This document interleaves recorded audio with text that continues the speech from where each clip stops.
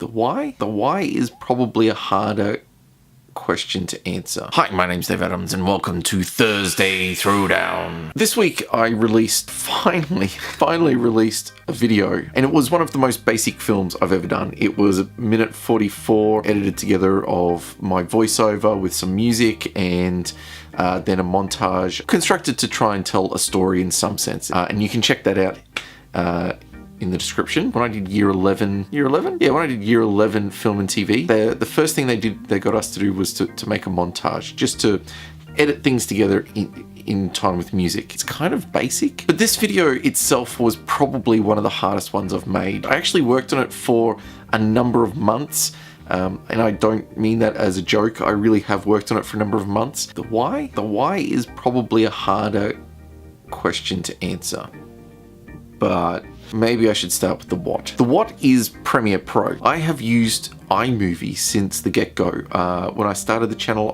I used iMovie. It was easy, it was convenient, it was on my desktop, which was a Mac, it was on my laptop, which was a Mac. As I progressed using iMovie, I feel I got really good at it, like in terms of what you can do with the program, which is, it's a basic program, but I could do a lot of good stuff, and I had a lot of fun just trying things out, seeing what people did professionally, and then just giving it a go on with what I had, seeing if I could mock it up on my own level.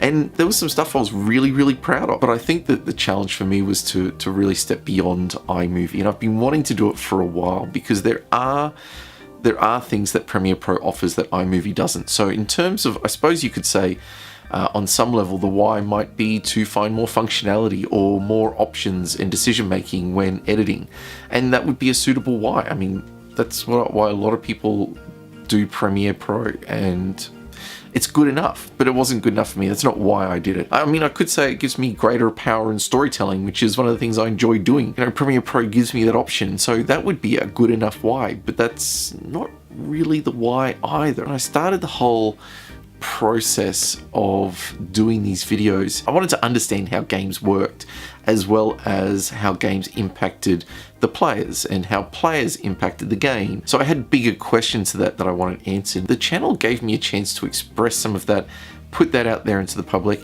and if I valued it, maybe someone else would value it, or at least maybe I'd get feedback on it. And for me, learning something is really important. I just need to keep learning. In terms of my why, well, I think Premiere Pro was just the next thing. It was the next challenge. And I'm back to square one.